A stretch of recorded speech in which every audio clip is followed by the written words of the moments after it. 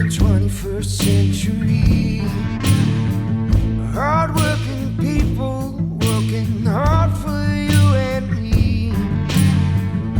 Moving higher, time and time again. Through the years you'll find us here. Moving higher.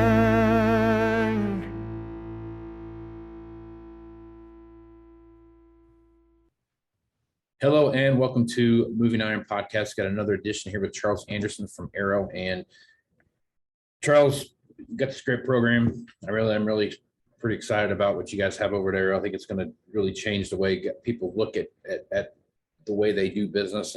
And Charles has been coming on. We've been doing these little quick hitters on kind of what is some of the systems and some of the functions of Arrow, and he's back on today to talk about pipeline automation, and basically it's for the person that's responsible for generating revenue. So, yep. Charles, how you been? And kind of explain a little bit what you're going to show today.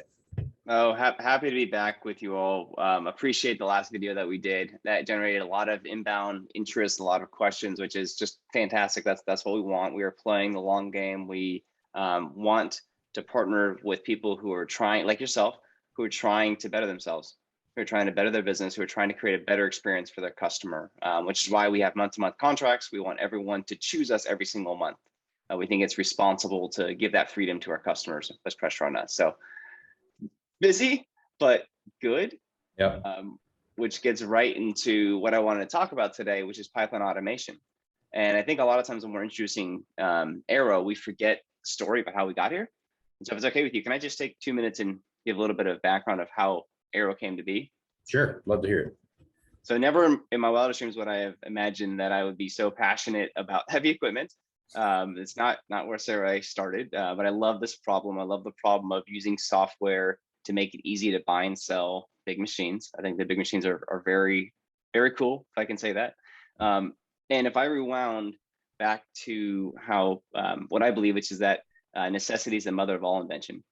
And when Logan and I were working together, Logan, my co-founder at a company called Currency, in title, I was the CEO of Currency. I joined, we were about 4 or 5 employees and helped to grow that company to about $1 billion in transaction volume. We were growing incredibly fast until we weren't. And we hit a wall and we felt so stuck. And the harder we worked, the more nothing happened. I don't know if you've ever been there before, but there's nothing more frustrating than trying and getting worse results. Yep. You feel like a failure, you're more and more tired, and you just don't think you can do it. Yep. Does that resonate at all? Most days, yeah. Okay, so my hopefully encouraging word to you is just keep going. Yep. Just keep going. So we hit this point at Currency where we couldn't grow our total transaction volume. We started to flatline at about 150 million a year of total volume. And no matter what we did, we were still growing, but not nearly as much as we should have been relative to how hard we were trying or how much money we were pouring into the system. And fast forward to the end of the story, there was an 18-month window where we watched our total transaction volume by salesperson go from 4 deals per person per month to 80. 4 to 80, a 20x increase in a year and a half. Now, it wasn't 20x in a year and a half. It took us years of preparation to get to that point. But what I want to show, do you mind if I share my screen? Yep, go right ahead. Okay. So what I want to show is probably going to sound a little bit too simplistic. What I want to show is how we actually pulled that off. Bear with me here. Great. So make sure my screen's coming through okay? Yep, I see it fine. All right, perfect. So what you're looking at is Arrow, and this is kind of the back end sales manager view. So just to show back, this is what the home screen looks like. I'm logging into my feed. It should feel fun. It should feel enjoyable to figure out what do I have in inventory and how fast can I get that in the hands of a customer. So we talked about last time, which is this share button right here. Right. So that's not what we're talking about today. What we're talking about today is this settings button down here. And down in the settings button, there's a feature that's called pipeline. And what this is all about is pipeline automation. And so what we found through running thousands and thousands of equipment transaction is that there's something so subtle that happens when you move the responsibility of the transaction from the salesperson to the operations person. When you do that, the deals always slow down and they always get jammed up 100% of the time. And it took us thousands of deals to figure that out. And so what we've realized now is that, wow, if you can keep the responsibility of the deal in the hands of the salesperson is the best quarterback in the universe to move that deal over the finish line safely. Would you agree with that? Yeah, I would. Yeah. Right. So no salesperson on the face of the planet has ever said, please take my deal out of my hands and communicate directly with my customer and leave me out of the loop and try to get the timing right without me. Fair? Fair, very fair. Yeah. Okay. So then if you solve around that problem, then the question is, how do you give the salesperson a technology solution that helps nudge them to the next step? Because we all get busy, we all forget. We talked about tags before, we can come back to that later.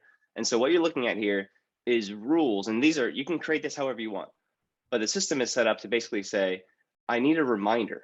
The same thing that Gmail does, the same thing that your iPhone does, the same thing that everything does is, oh, I sent a quote out, automatically send a reminder to me, not to the customer, that I need to follow up on that quote in 10 days. Same thing. I just had a new lead come in. I sent a note to that customer. Give me a reminder to follow up on that lead in 8 days. Why 8 days? Who knows? Doesn't matter. That's what the quarterback of the deal wants. Right.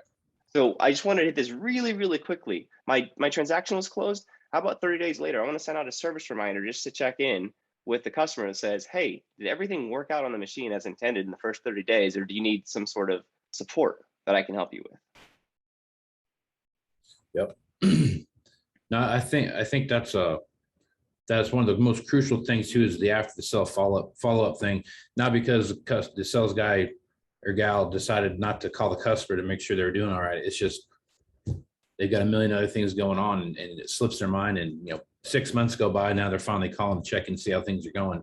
And in that time, who knows what could have happened. But setting those reminders like that's a big deal. That's a real big deal, making sure that you get customer satisfaction, that follow-up, and that's really what you're getting at here.